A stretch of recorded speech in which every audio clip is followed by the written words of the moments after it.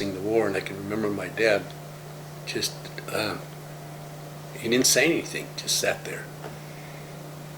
And I think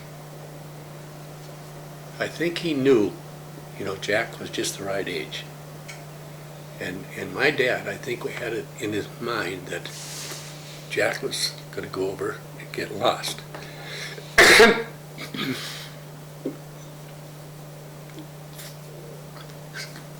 Sorry. This is a bad part about being a Driscoll. It's a great family for having their bloody bladder right behind their eyeballs. He had that in his mind, and Dad was, by that time, his health was failing. Dad was, the diabetes had gotten to him. He had been a drinking man, and he had quit drinking by that time. And how old was he by then?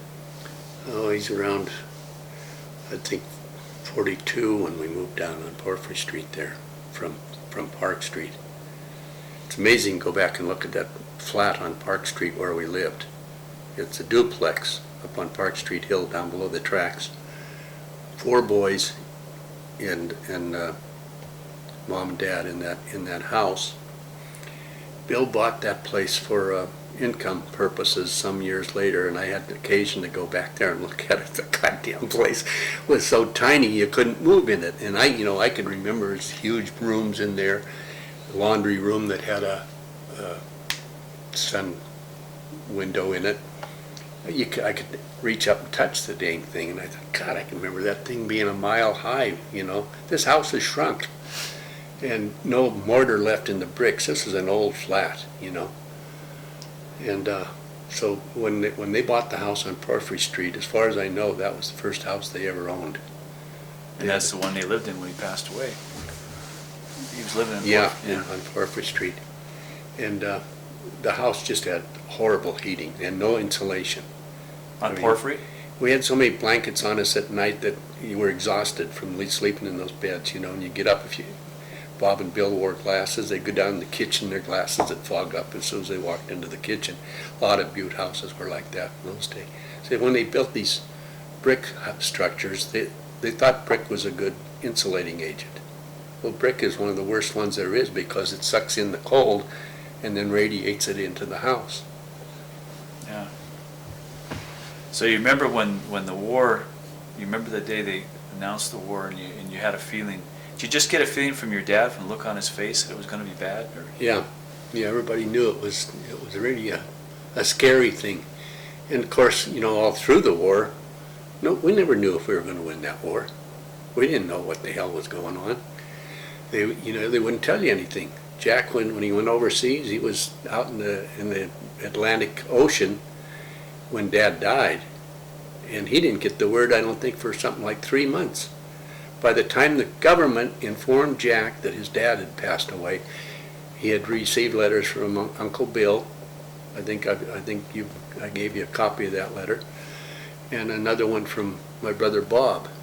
And I mean, God, it just breaks your heart to read those. Mm-hmm. What was it like for you? Well, for being as young as I was, I probably that was the best age I could have been. Because I know it was tough when he died. I know how tough it was on the rest of the family. But I was still a child, and they could send me off to Kane's house, and I could play and sort of forget. Was your grandmother alive still then? Grandma Driscoll? Yeah. Yeah, she outlived him, and of course Grandma Henderson, stayed with me when Mom had to go to work for a living. And she's the one that took care of me. Where did your mom go to work? She went to work for Elmer Shea up at the courthouse in the clerk of the court's office. And she was up there for quite a while, and in later years she worked in the law library. And I don't know how many years it was before she remarried to Bob O'Neill, who was a Scotchman and a painter from the Anaconda Company. I was in high school at the time when they got married, so it was, I'd say, about 3 years or more after Dad died that she remarried. Bob O'Neill had a hard time with us guys because, you know, you don't readily accept somebody moving in to your dad's bed and your dad's place in your life. But, you know, the guy, especially me, took me on as his son, and he was just great, you know. And then he died young. How old was he when he died? Bob was still in his 40s when he died. Wow. He, as I say, he was a painter, and by the time I was in high school, I'd gone to work for Dolph Heilbrenner in a advertising place up on Main Street, right up by the Classic Bar. Classic Bar is where a lot of the guys coming down, just this parade of thousands of guys coming down off the hill, would go to their favorite bar to cash their checks. Well, the Classic was, that's probably why they called it the Classic. It was a classic. Packy Buckley was running the place. And the guys that come streaming down off that hill go in there, and you know, the lucky ones would go home with some of their paycheck left. The rest of them would be in there arm wrestling and getting in fights.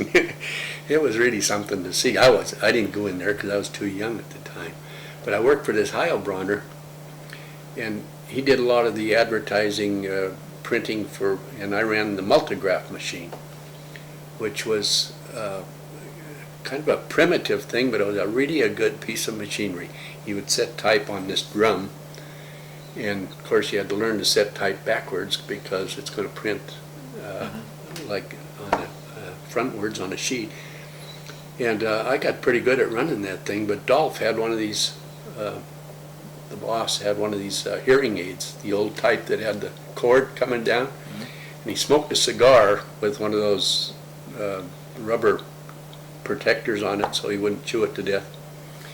He was just a little guy, and he'd stand there and he'd watch that machine, and the handle went around like this, and he'd be standing there falling asleep, and I'm standing there trying to keep from laughing at him. So one day he got down a little bit too close to the thing, and the handle of the multigraph machine grabbed that damn thing and yanked it right out of his ear. And geez, he came to, and his cigar started to fall, and he started juggling the cigar. And you know, I worked there for 2 years. I never could find that damn cigar. I don't know where it wound up. There was a loft up above where I imagine is where it wound up. But in all this time, I got to keep from laughing. This guy. But he's another one that he was kind of a fan of my dad's, and God, if you were Butter Driscoll's kid, everybody liked you in that damn town. It just blows my mind now to think about it. When I was in my 40s, people would say, God darn it, you look just like your dad. And of course, that was the greatest compliment in the world. Yeah. And I suppose at that time, I looked more like him than any of my brothers did. But we all went through that stage. But you'd go, when we got old enough to get into the bars, which was before we were old enough to get into the bars, go someplace like Dugan's Dungeon, where Dad used to play the piano. Where was that? Down under the Rialto Theater on Park and Main. And God, walk in the door, and it's like Butter Driscoll was walking in. Oh, Jesus, there's Butter Driscoll's kid. And they'd start telling you stories about Butter Driscoll, and most of it was bull con, But we sucked it up like it was, just like almost like having Dad back. Yeah. Just great stories, Well, why was he played the piano, right? Yeah, he was a good musician, except he played on the black keys. And where did he play? Where were some of the places he played? What years? Well, Dugan's was one of the places. Then he played at the Clover Club, which was across the street. During Prohibition, he played at the Francis Hotel, Francis Cafe. So That's one right behind the post office there? Or? Yeah, down on behind Palmy's Dry Cleaners. So when I started all this business with genealogy and trying to find out about my family history, a whole bunch of pictures in an album. And one of the pictures is my mother standing with my brother Jack when he was about maybe 2 or 3 years old. Would have made it about 1927, in front of this building. And another picture of her and this lady standing up on the roof of the building, and then her with this man standing up on the roof of the building, and then her with somebody else. It's all around this building, and I could see the address on there. And I thought, geez, that's got to be right uptown, because the number was a 2-digit number. So I went driving around town looking for the damn thing, and by God, I drove by there and I spot that place, and it looked just like it did back in that picture, fence and all. So Johnny Good used to come in the drugstore all the time, and I says, Johnny, what? You know, I'd look through the city directories and they'd tell you nothing. Just these ladies' names that didn't strike a bell at all. German names and names that didn't have any Butte connection. I says, Johnny, what the hell was in the Francis Cafe? He says, oh, it was a whorehouse. I said, geez, my mother wouldn't have a picture taken with my brother right in front of him. And I go on, he couldn't figure out why I was losing it.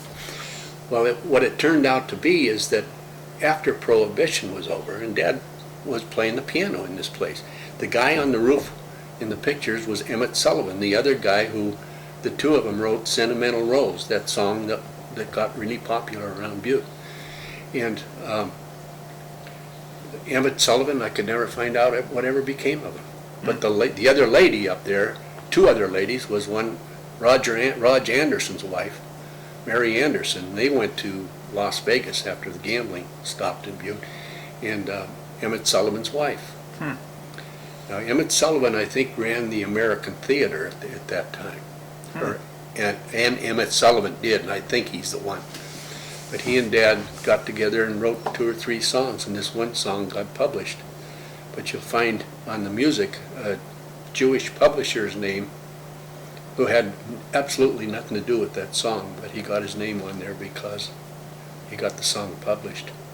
Was he from Butte, do you know? Or? No, Oh. New York. What were